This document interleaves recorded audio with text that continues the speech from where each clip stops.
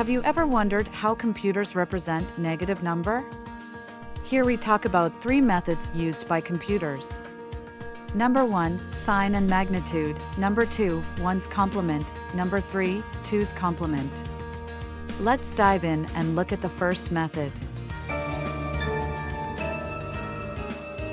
A normal binary number that has had no change made to it would be referred to as unsigned binary. So if an exam question gives a binary number and stipulates that it is unsigned, then it is a simple straightforward binary number.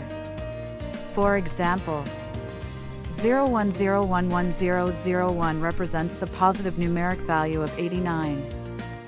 Sign and magnitude is a simple method of representing negative numbers. It simply takes the most significant bit, the left-hand bit, of a binary value and uses it to represent if the number is positive or negative. Let's take a look at how this works.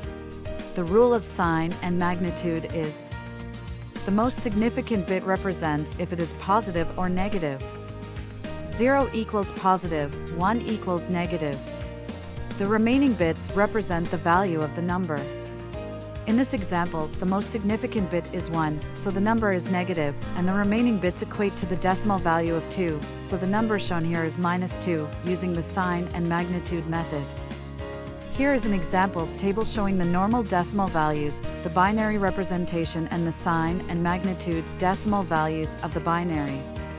Taking a closer look at this table, we can see a couple of problems with the sign and magnitude method.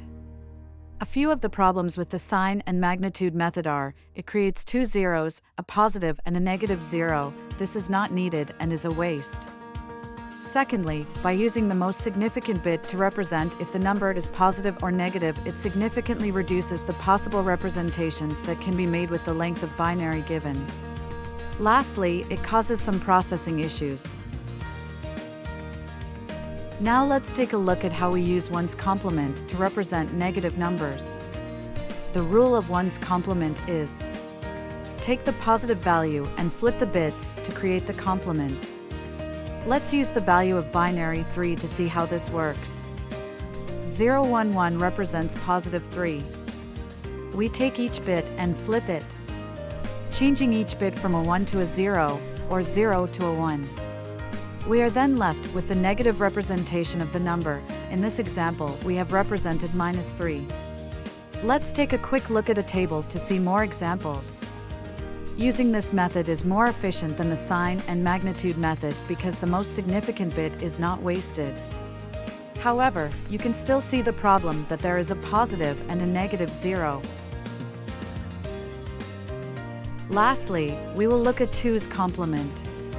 Twos complement is another way of representing negative numbers in binary, and it is less problematic than sign and magnitude or ones complement. The rule to convert a number into its twos complement representation are: flip the bits, add 1. Let's take a closer look to see how this works. You can see here the positive binary value of 1 is 001. If we flip the bits from this value, we get 110. We then add 1 to this value. This leaves us with 111. This is the negative representation of 1 in the twos complement method. You can see other examples in this table, but most importantly, you can see how twos complement solves the problem and does not have 2 negative zeros. I hope this class has helped with your understanding of how computers use binary to represent negative numbers.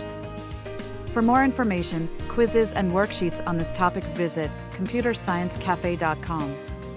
Thanks, and I hope to see you again soon.